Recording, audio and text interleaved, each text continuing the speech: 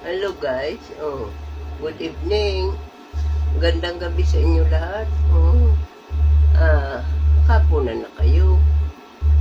Sana ay nakakain na rin kayo ha. Oo. Ay si M, hindi ko na ano ba na pala. Wala na ang bigas siya eh. Maraming salamat sa pasalamat tayo kay Lord. Maraming salamat kay Lord at binigyan naman tayo ng magandang panahon na wala man ng bagyo at saka walang ulan.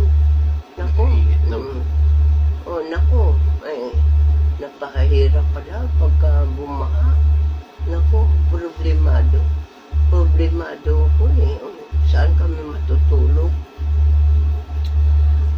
Maraming beses na kami nabahan kaya sa totoo lang sa pangungupahan namin ng bahay. Naku, ilang beses na kami lumubog sa baha. Una, yung doon sa doon pa kami nakatira. O yung yung undoy pa. Naku, lampas tao sa kwarto namin. Naku, wala talagang lahat ng mga gamit namin basa. Lahat walang hindi na basa. Oo. Tapos sumunod nang diyan kami sa sa kamya nakatira. Siyempre,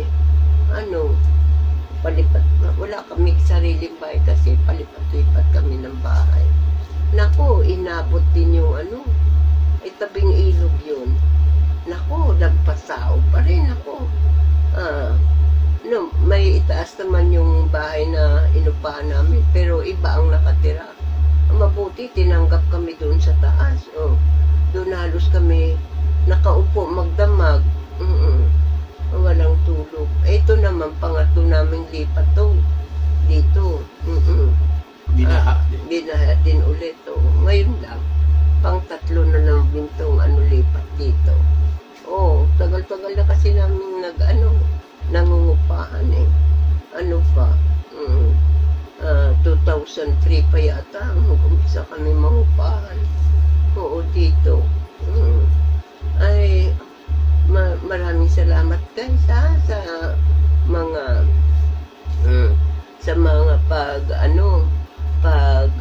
join ninyo sa live ko at saka maraming salamat din sa mga gifter na nagbibigay sa akin ng gift.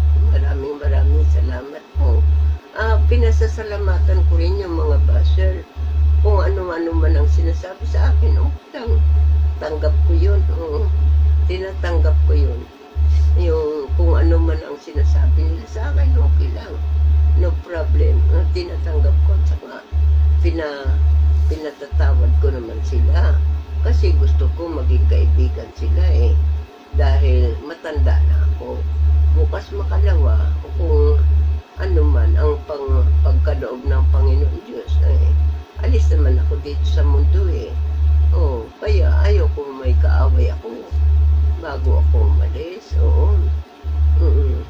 Ang kaso nga lang talagang matitigas din ang ulo kahit sinasaway mo na huwag ka ng ganyan.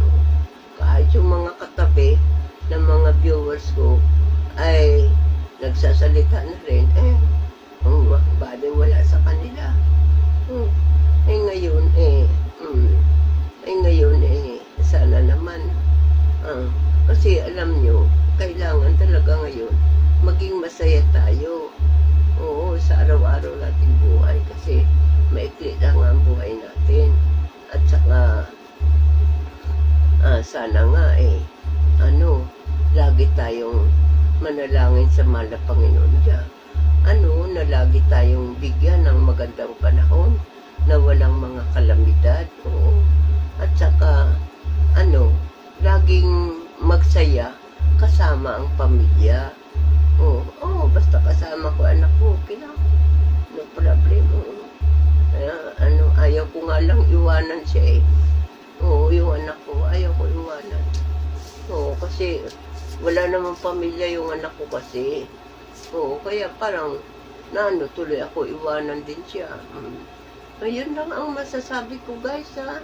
Maraming salamat. At saka mo ko tuloy kung pwede po i-subscribe ninyo ako sa YouTube channel ko. Oo, maraming salamat at gandang gabi po sa inyong lahat.